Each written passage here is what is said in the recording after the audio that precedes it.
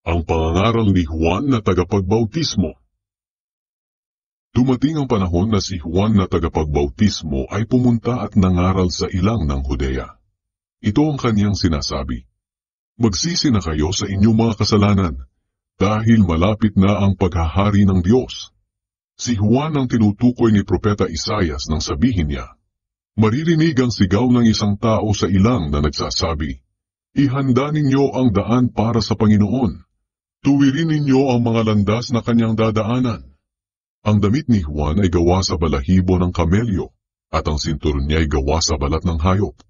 Ang kinakain niya ay balang at pulot-pukyutan. Nagpuntahan sa kanya ang maraming tao galing sa Jerusalem, sa mga bayan ng Judea, at sa mga bayan na malapit sa ilog ng Jordan. Ipinagtapat nila ang kanilang mga kasalanan at binautismuhan sila ni Juan sa ilog ng Jordan.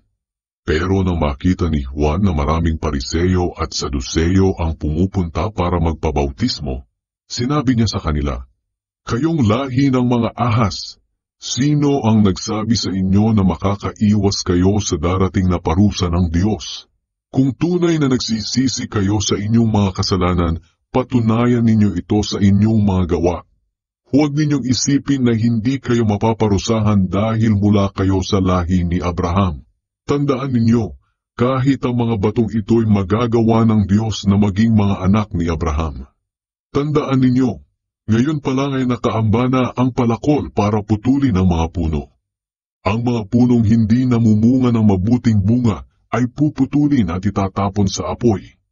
Binabautismuhan ko kayo sa tubig bilang tanda ng inyong pagsisisi. Ngunit may isang darating na kasunod ko, mas makapangyarihan siya kaysa sa akin. Ni hindi ako karapat-dapat na maging alipin niya. Babautismuhan niya kayo sa banal na espiritu at sa apoy. Tulad siya ng isang taong nagtatahip upang ihiwalay ang ipa sa butil. Ilalagay niya ang mga butil sa bodega, at ang ipa ay susunugin niya sa apoy na hindi mamamatay kailanman." Ang pagbabautismo kay Jesus.